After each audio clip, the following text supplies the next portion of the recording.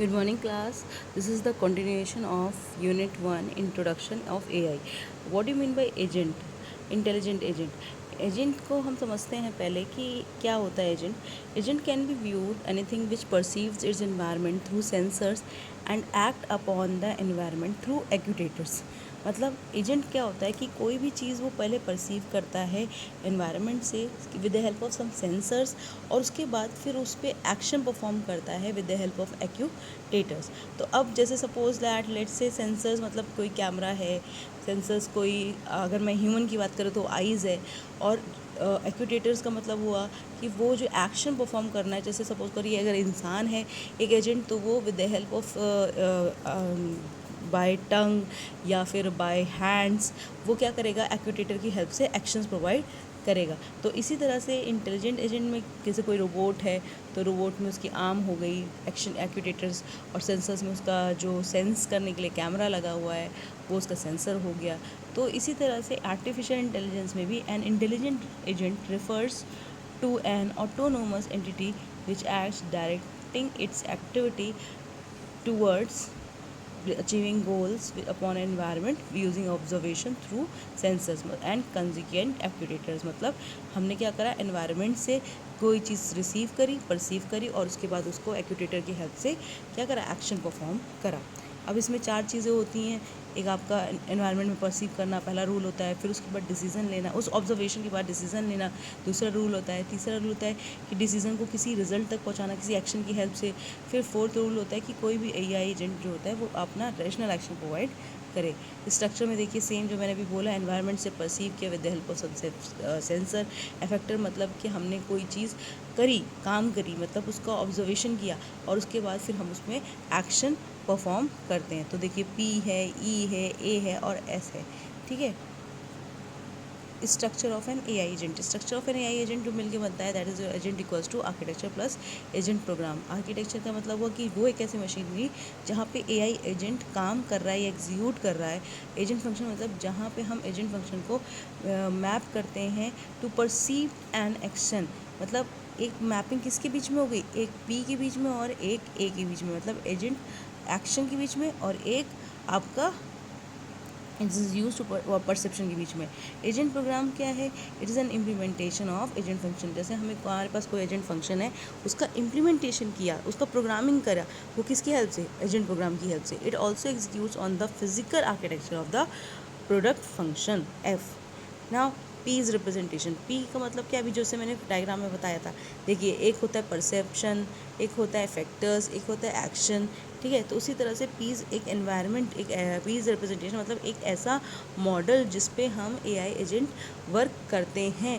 P का मतलब performance major, ई का मतलब एनवायरनमेंट, ए का मतलब एक्यूटेटर, एस का मतलब सेंसर्स. तो ये आपका पीस बन जाता है. कंप्यूटर विजन क्या है, कंप्यूटर विजन आपकी it is N it is an disciplinary of computer science field that train computer to interpret and understand the visual world. अगर उसने फ़ोटो कोई खींची या इमेज ली तो उस पर हम क्या वर्क कर रहे हैं, ये बनता है कंप्यूटर विज़न. अब जैसे कंप्यूटर विज़न है, इसका डिस्टिंक्शन आपका कंप्यूटर ग्राफिक्स हो सकता है, इमेज प्रोसेसिंग हो सकता है, इमेज एनालिसिस हो सकता है. इसी तरह से इसके सब डोमेन है, video detection, event detection, video tracking, 3D posing estimation, learning, indexing and so on. और related field में artificial intelligence, solid state physics, neighboring signal processing and so on. अब उसके बाद कंप्यूटर विजन है क्या, it is an interdisciplinary field which deals with the how computer can be made to gain high level understanding from digital images और videos. अगर high level की digital images और videos आपकी आती है तो उससे ये फाइंड आउट करते हैं कि किस तरह से हम कंप्यूटर विजुलाइज कर सकते हैं. इमेज प्रोसेसिंग क्या करती है, neither require assumption nor produce interpretation about the image content. मतलब ना ही कोई एजम्पशन है, मतलब इमेज प्रोसेसिंग में ना ही कोई हम एजम्पशन रिक्वायर करते हैं, ना ही कोई हम इंटरप्रिटेशन प्रोड्यूस करते हैं अबाउट द इमेज कंटेंट. यहाँ पर हम पिक्सल्स के रिगार्डिंग बात करते हैं. मशीन विजन में क्या करते हैं, इट फोकस ऑन एप्लीकेशंस.